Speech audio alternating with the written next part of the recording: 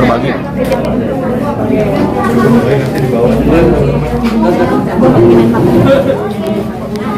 Udah? Oke.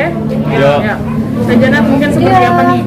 Lagi-lagi sukses membangun bisnis bareng sama suami dan yang lain. Mungkin seperti apa nih? Masya Allah luar biasa karena aku tahu banget dari awalnya seperti apa prosesnya sehingga jadi satu outlet Ramu Nostalgia di Tebet. Yang kita juga tahu bahwa untuk dapat tempatnya aja di daerah yang ramai seperti ini tuh agak sulit. Alhamdulillah berkat doa dan juga kerja keras teman-teman dari tim R&D-nya juga, dari tim operasionalnya juga, dari Rizky Febiannya juga, kita sama-sama benar-benar berkolaborasi kekuatan sehingga satu outlet ini bisa grand launching hari ini. Luar biasa sih, senang banget dan aku menyaksikan semuanya gimana keriuhannya. Ini cuma waktunya cepet banget loh, dari pas Rizky Febian bikin minumannya itu kurang lebih 1 bulan jadi satu outlet ini. Yang tadinya aku ngeliat ini rumah bangunannya, dia bangunannya udah tua gitu, dan sekarang jadi outlet seperti ini yang alhamdulillah bisa dimanfaatkan untuk cari berkah sama-sama. Nah, ini kan bisa dibilang berangkat dari penyanyi dangdut, sekarang fokus bisnis, lagi menikmati dan seperti nggak mau balik lagi ke nyanyi atau gimana nih kira-kira? Oh jangan dong, karena kalau dunia entertain mah dimana itu bukan sekedar hobi, tapi juga pekerjaan yang saya bangun. Saya membangun trust di dunia entertain pun nggak mudah gitu kan, sekitar 10 tahunan lebih. Nah, aku juga nggak mungkin meninggalkan dunia entertain yang selama ini sudah menjadikan Jenita Janet jadi seorang Jenita Janet yang kokoh mandiri. Dari sana pun, dari dunia entertain, hasilnya saya simpan dan saya investasikan. Salah satunya ke bisnis ini nih, bisnis Ramu ini. Saya jujur aja, saya pengen mengajak banyak milenial yang lain untuk mau berinvestasi. Investasi itu sebenarnya nggak harus besar. Yang pasti kalian udah harus siapkan uangnya, bisa dari hasil kerja kalian, bisa hasil ngumpulin dari pacar, ataupun uang jajan dari orang tua. Oh, pacar ngasih simpen. Iya, kalau kita pintar kan kayak gitu. Sebenarnya investasi itu memang harus kayak gitu ya. Nggak lihat besar kecilnya, yang penting niatnya kalian mau nggak ngumpulin itu. Sehingga pas kalian mau investasi, carilah bisnis yang memang lagi hype, bisnis yang menjanjikan. Nah, itu jadi ayo teman-teman semuanya jangan takut untuk berinvestasi, bergabunglah dengan orang-orang yang bisa membuat kalian berkembang gitu. Sering-sering kepo-kepoin aja, kepo-kepoinnya kita konversi ke hal yang baik, positif. Misalnya ngambil kesuksesan orang lain. Dulu juga saya sempat ngelihat profil-profil para pengusaha yang sukses, itu pun jadi salah satu referensi saya untuk bisa membangun bisnis kayak gitu. Apalagi sekarang ada suami yang support banget, luar biasa. Ketika ada sedikit uang hasil nyanyi saya selalu bilang ke suami, sayang aku nggak pengen beli barang-barang mewah apapun, tapi saya lebih baik cariin saya investasi harus di mana ya gitu. Selalu kayak gitu. Kita bikin apa lagi ya selain kemarin basreng goreng gitu. Alhamdulillah sekarang udah ada puluhan cabang di seluruh Indonesia. Masya Allah nggak nyangka udah 8 bulan ini sekarang udah mulai bisnis yang baru bersama suami di ini minuman ya, kemarin makanan, sekarang minuman. Jadi luar biasa, senang banget. Dan aku jadi tahu gitu loh, bener-bener dari membangun suatu bisnis itu seperti apa. Makasih ya sayang. Ini tahun yang bahagia buat kalian. Insya Allah. Iya kan?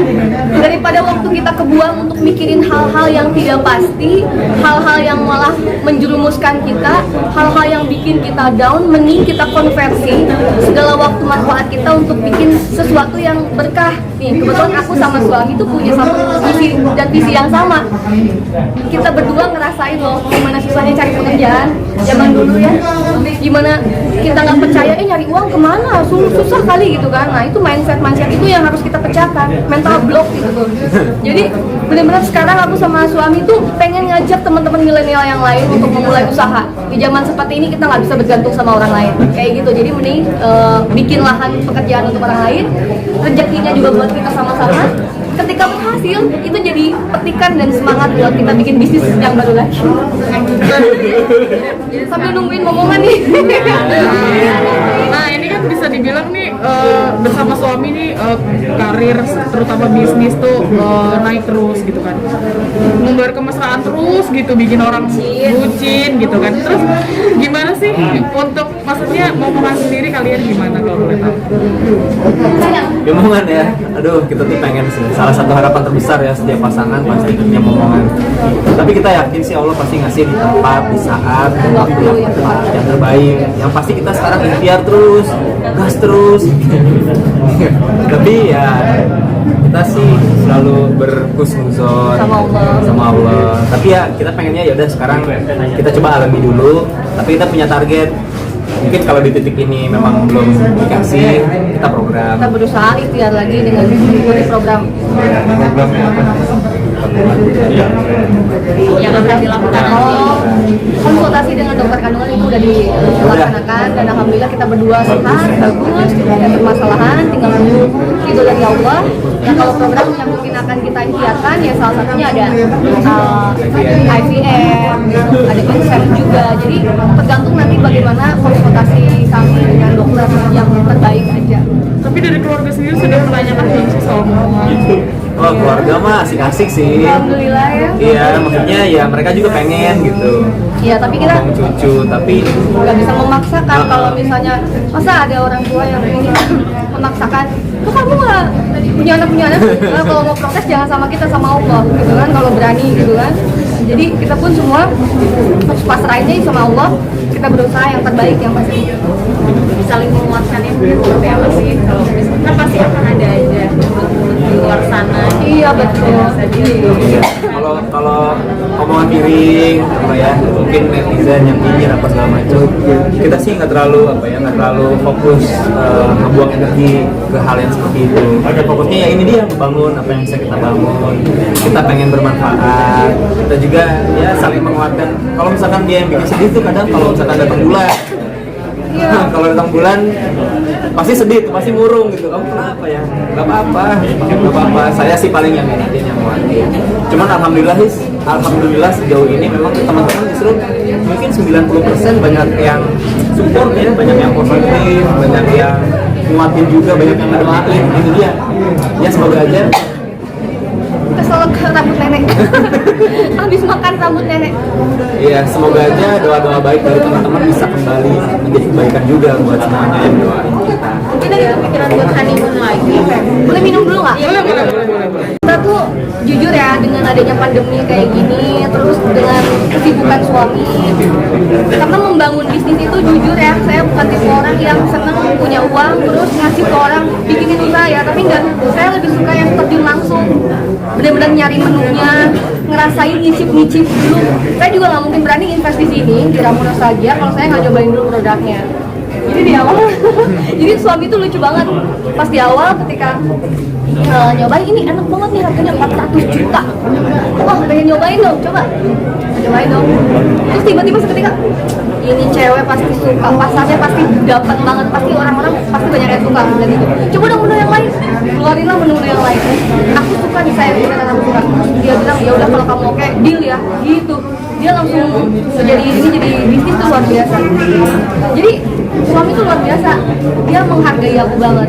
Apa yang dia putuskan selalu minta pendapat aku.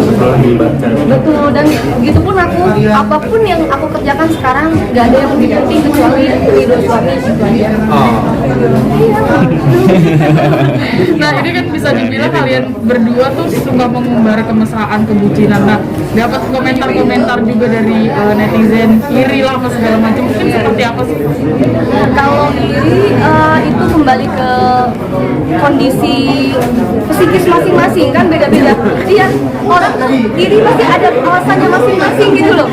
Iri kenapa ngeliat kebahagiaan orang lain? Iya, karena saya tidak bisa berbahagia seperti, wah itu berarti ada something yang di dalam pikirannya yang membuat dia seperti itu. Makanya kita kembalikan lagi ke orang-orang, itu haknya mereka. Tapi alangkah lebih baiknya ketika kebahagiaan orang lain jadi motivasi gitu buat kita, gimana caranya, oh mereka aja bisa bahagia, kenapa kita enggak?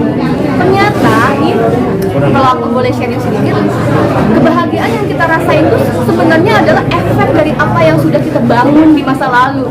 Kita pernah baik sama si A, sama si B, sama si C, walaupun mereka nggak pernah membalas kebaikan itu, ternyata kita dapetnya dari si D, dari si F, G, H, I, J gitu. Itulah makanya rajin-rajin terus menanamkan kebaikan dimanapun. Walaupun kita nggak berbalas, suatu saat nanti pasti Allah ngasih ke orang yang tepat yang akan ngasih kita kasih sayang kembali kayak gitu. Memang sama-sama berdua tuh sama-sama pasangan bucin atau gimana sih, romantis gitu, saling kasih gimana? Aneh sih, ini aneh banget sih. Ya, saya dulu nggak begini gitu. Aneh banget, keluarga juga pada bingung nih kamu kenapa sih. Tapi alhamdulillah ya, maksudnya bucin sama orang yang tepat, sama istri gitu, sama orang yang kita sayang. Jadi saya benar-benar berubah, tapi berubah dalam kebaikan gitu.